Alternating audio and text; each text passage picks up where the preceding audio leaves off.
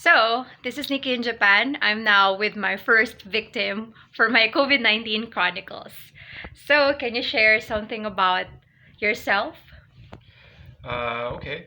My name is Soheyb. I'm French, and right now I'm in Japan. That's why I'm being interviewed.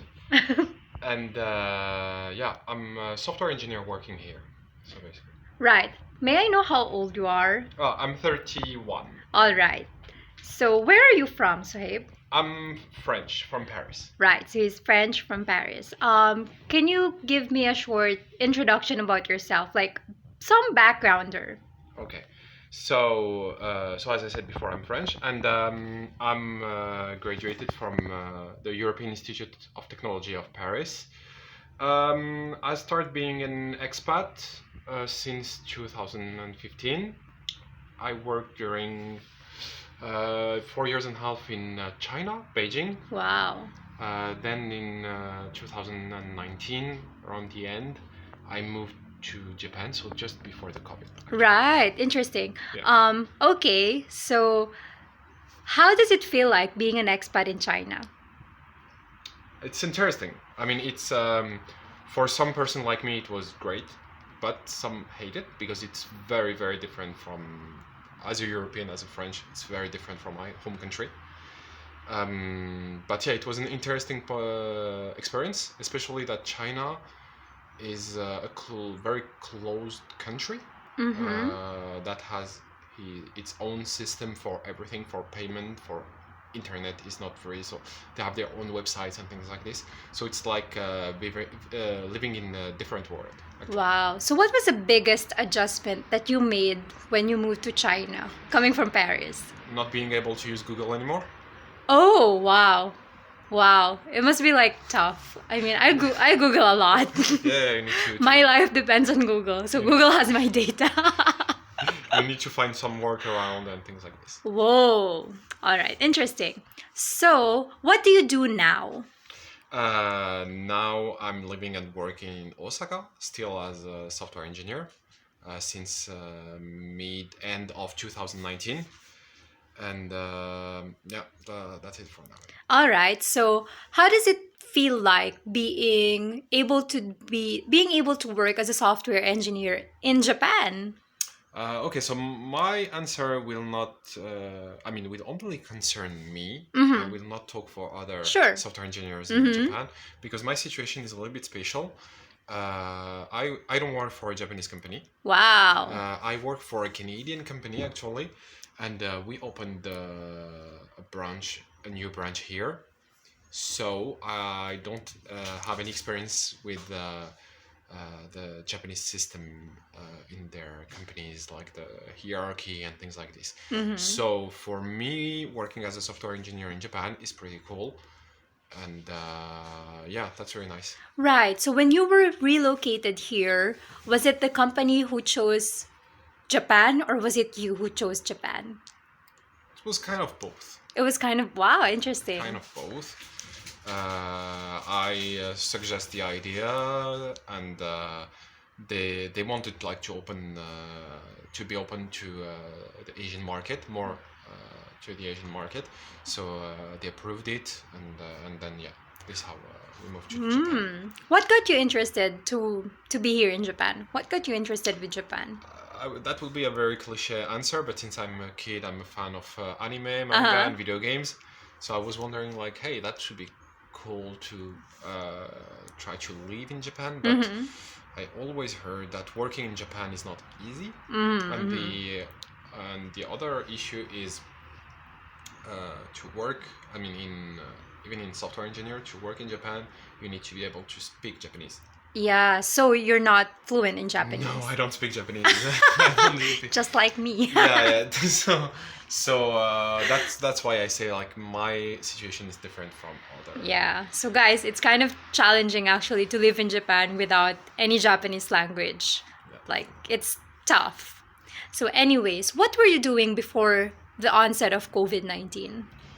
I was just arriving in Osaka actually. And we started like opening the new branch.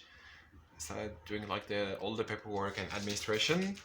And yeah, that was it. Like, I mean, the timing is very funny. Okay, yeah. So like on the onset of COVID-19, you were just starting in Osaka. But the funny thing is, like, you know, the COVID-19 started in China before the rest of the Yeah, world. you so- were in China? No, No. I left China. Then 2 or 3 months later, COVID started in China only. So I heard of it, and my colleagues told me like, oh, now China is closed. So I was supposed to do like some business trip between China and Japan, but just after I left China, like 2-3 months later, China closed its border. Oh my So I was like, God. okay. So then I stayed in Japan. Yeah. so So so- was that lucky that you were locked out of China before? Yeah, especially from what I'm hearing from my expat friends in China. I mean, it's going well with the COVID and everything, but China is closed for more than 2 years now, Yeah. and it's very, very close. Yeah, I can Like, imagine. they couldn't go to see their family for more than 2 years and a half.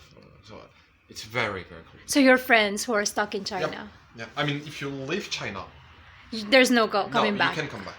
You can come back, But you have to spend 3 weeks in Quarantine. quarantine in a hotel that you pay yourself. Oh my gosh! So basically, it's almost a month of salary Yeah. just for the hotel. Oh my gosh! No way. So Okay, so that's challenging. Yeah. So you were lucky that you were locked out of China, Yeah. and then before COVID-19, you were just setting up in Japan. So kind of similar for me as well. Okay, so what happened during COVID-19? Like, were there major changes in your life during COVID-19? That's also, I think, yeah, that's also funny because in March 2020, Mm-hmm. it was March, it was just before the whole world started to like hear about COVID-19 and start to close all the border. I had to go back to France Mm-hmm. for a visa trip, basically, to change my visa. So in February 2020, I was in France for a month, like to do the visa. Then I had it. I came back to Japan, and 3 days after I landed in Japan, Japan closed its border. Yeah. So yeah, so That was lucky as well. In that I was very lucky, especially that back at that time, Japan like closed the border for everyone. Like, Yeah. really for everyone. Everyone, yeah. And Yeah. for almost like 6 or 7 months, something like this, like nobody could come back. Yeah, no one can move. Yeah. So, Basically. I was very lucky on that. Oh my god, we almost have the same timeline then.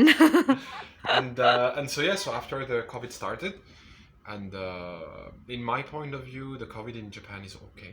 Yeah, And it's not like business as usual, right? Yeah. It's like, But also, I don't know if it's because the hygiene is better than in most of countries, but it doesn't look like it got spread a lot. Yeah. Like, even around my friend or around my colleagues, it's not spread that much comparing to my friends in France, like, where it's much more spread. yeah. So I mean, the rest of the world is taking it like badly hit by the COVID-19. But in Japan, I'm like, I know some friends who got COVID, but they're still alive. I mean, right? definitely. And during the few months after the beginning of COVID-19, I was just working from home, basically. But it wasn't even like a real, how to say that, a real quarantine or anything. I was just working remotely. Working remotely. How does it feel working remotely? Is it like something that you like or something that you don't like? So, a few months before that, I just arrived in Osaka. We had to settle down everything. So I was already working remotely for several months. Yeah. So I was like, and we just had like a new office. But then there was the COVID, so I was like, okay, back to work remotely. So it was same back as before. The first weeks is okay, but after it gets like very, in my point of view, it gets very boring. Yeah. I want to see people. I want to go out. I mean, I get tired of staying at home. Yeah. So yeah. So even though work generally hasn't changed a lot, like your lifestyle hasn't changed so much, you kind of still miss seeing people. Yeah, and going out, and I mean, because the main problem of working from home every day all days are the same. Yeah, That's the main issue. definitely. So now, in the future, how do you see yourself in the future? Like, hopefully, after the world has settled down, after hopefully the pandemic has been fixed and all of that, what's your future plans? Travel? Traveling. Travel? Where do you intend to travel first? Okay, first for me it would be easier for me to go back to see my family in France. So that's the main point. But also I want to like to visit other Asian countries like Thailand, Vietnam, and things like this. I can't for now, so I'm looking forward to be able to travel to those countries. I think most people are longing to travel again. Yeah. But I feel lucky that that's my only issue. I mean, for other person like they have more serious issue. Mine is just wanting to travel. That's okay. Yeah. That's totally okay. It's not a serious deal. All right. So thank you Soheyb for your time. So basically before the pandemic, you were just settling in Japan and you just happened to be at the right time, at the right moment, at the right place. And then there's not much change in work basically, but you miss hanging out with friends. And in the future you would want to travel. Yep. Yeah. All right. Thank you so much for your time. Thank you.